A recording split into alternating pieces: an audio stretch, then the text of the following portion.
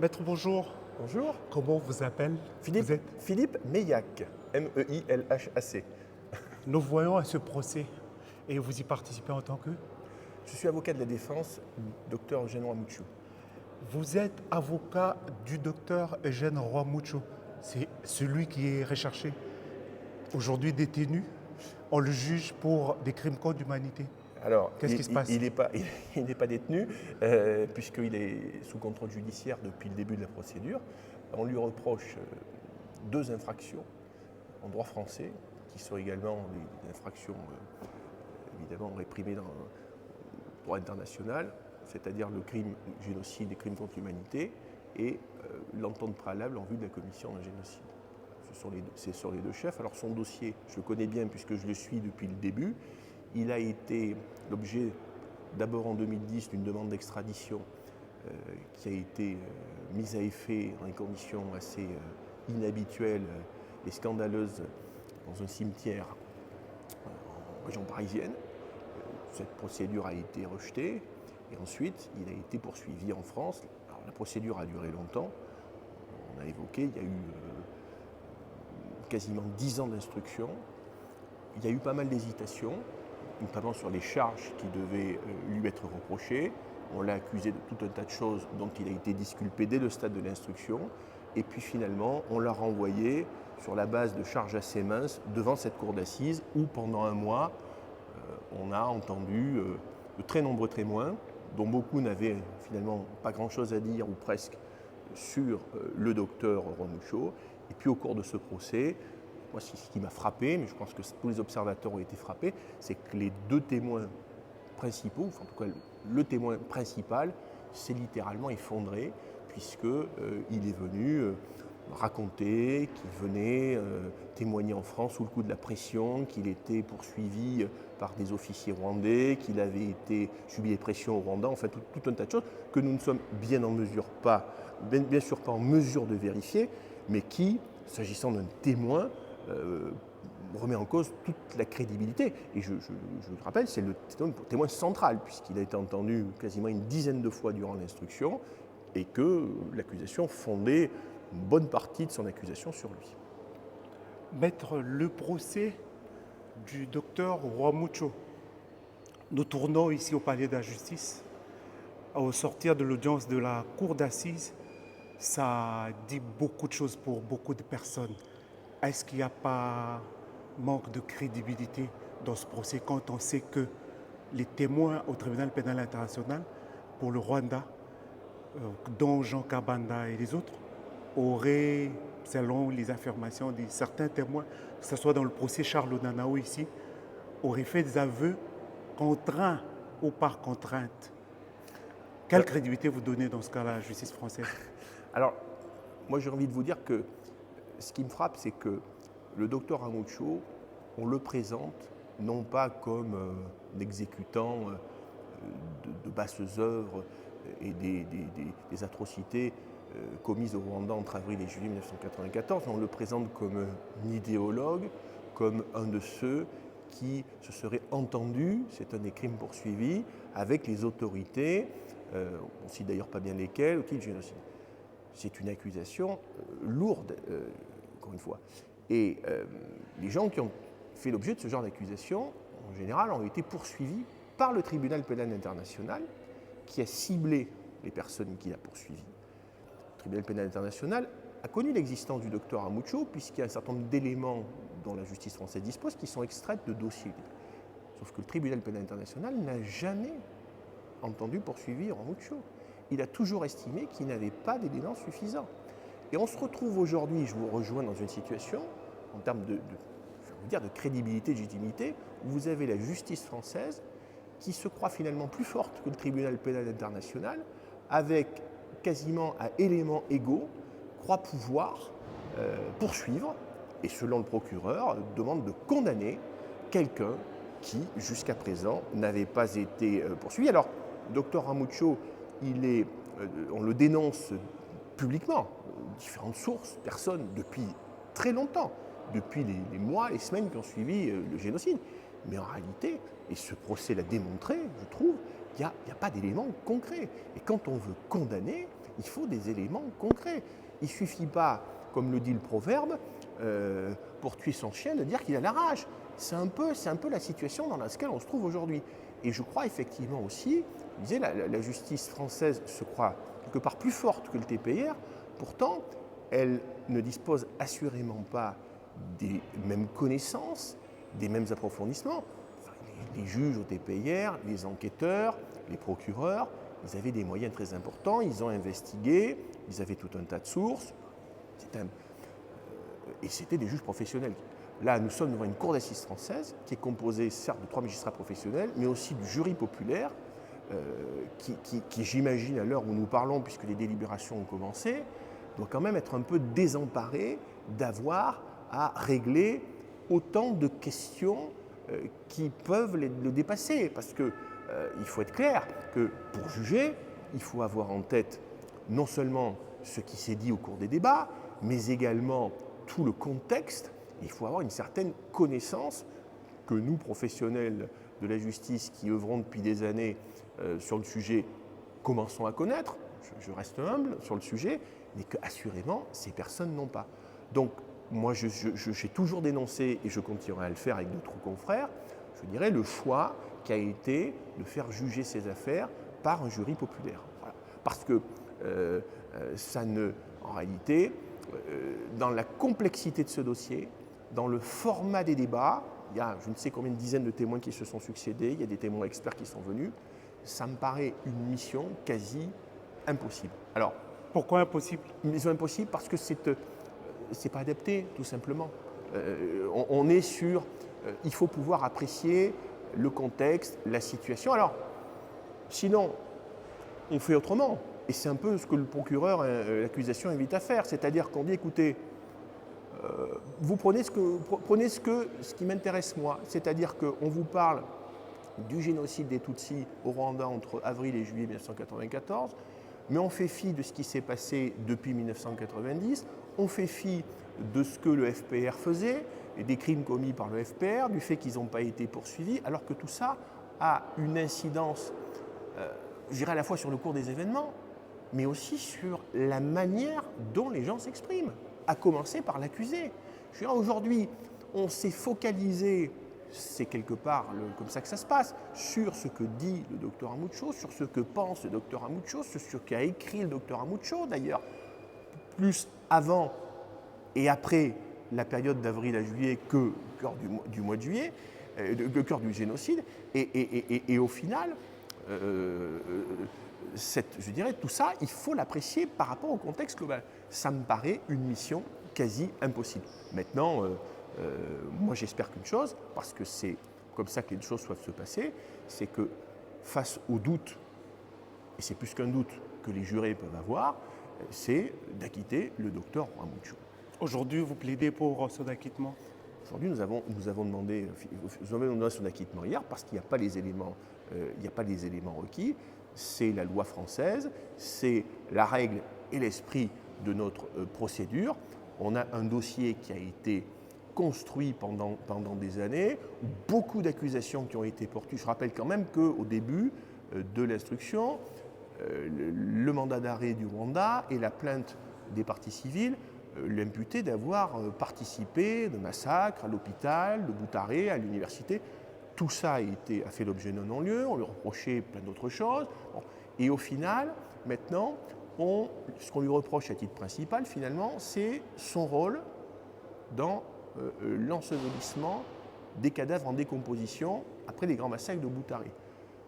Et cela, vous ne trouvez pas que c'est une infraction d'avoir enterré des gens? On parle qu'il aurait enterré des gens vivants, à votre avis?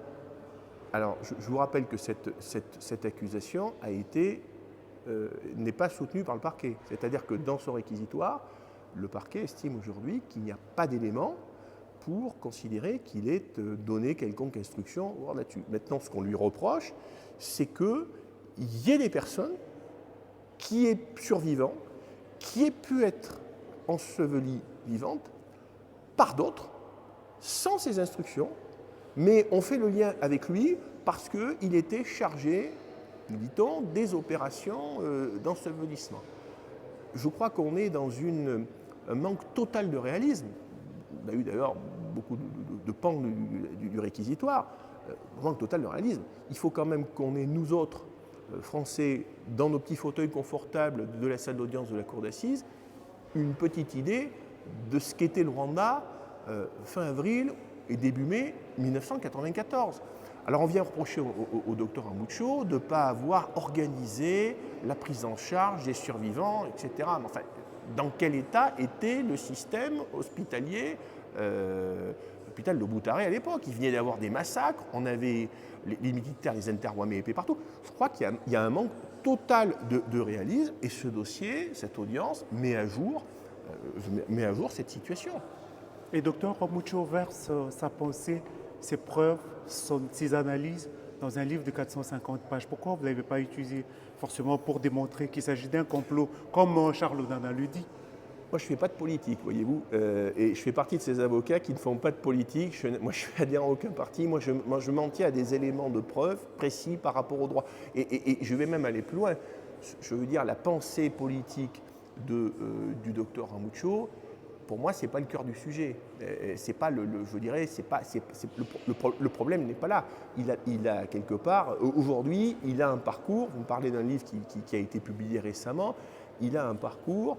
Il a des idées qui sont conditionnées par tout un tas de choses. Par qui il était depuis sa naissance, avant 1994, les événements de 1994, et puis la traque qu'il a subie pendant des années.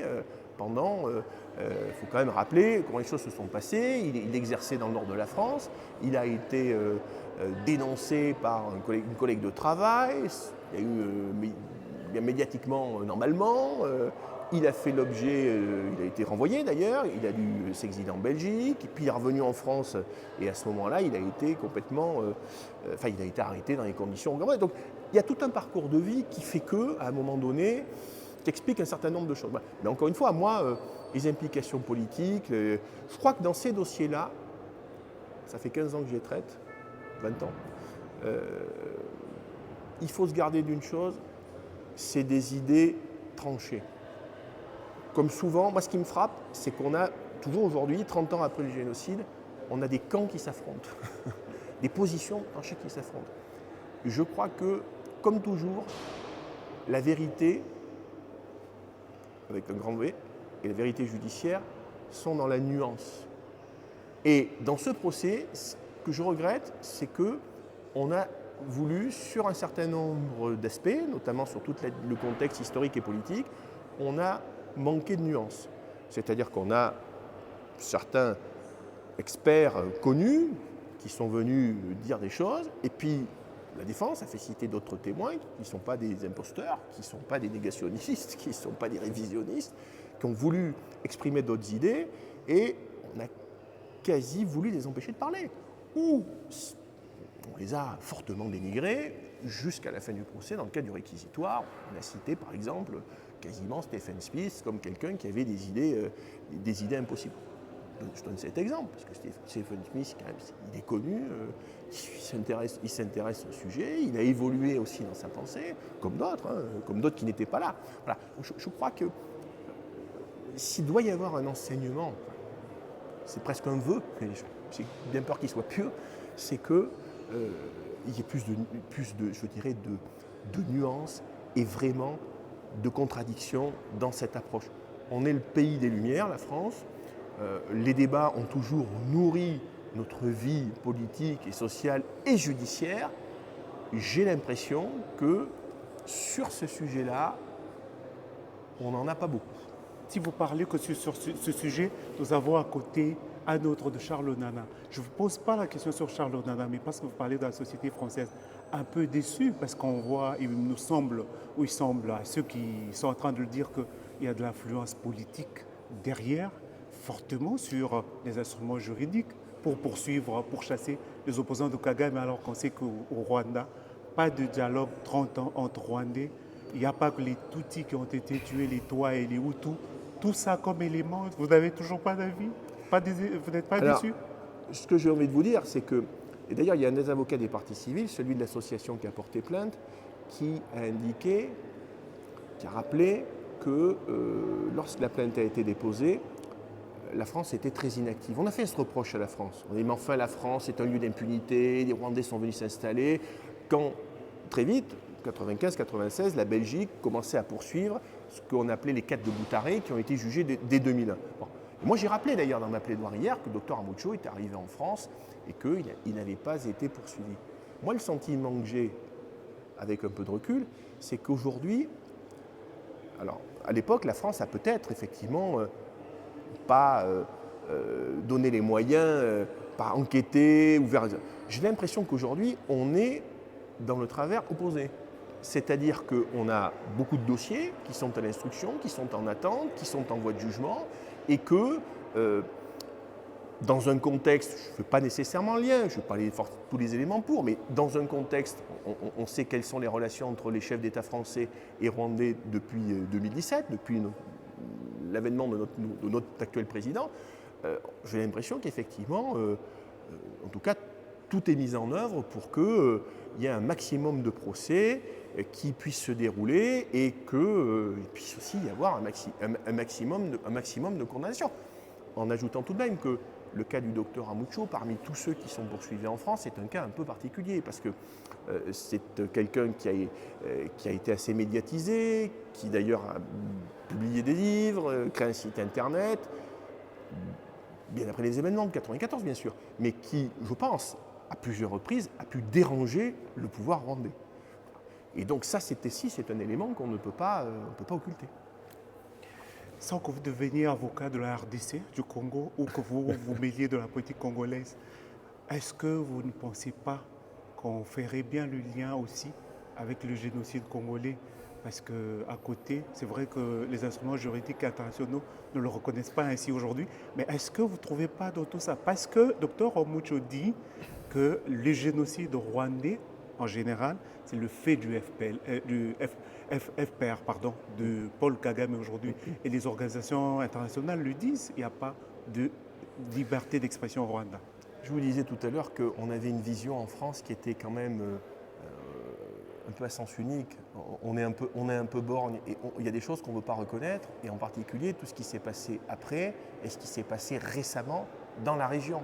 Bon.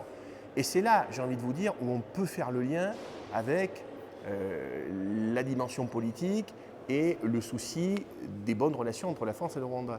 Il ne faut quand même pas perdre de vue que quand un juge d'instruction français chargé de l'affaire de l'attentat a voulu poursuivre des dignitaires proches de l'actuel président concernant l'affaire de l'attentat en 2006, il y a eu une rupture des relations diplomatiques qui a duré 3 ou 4 ans.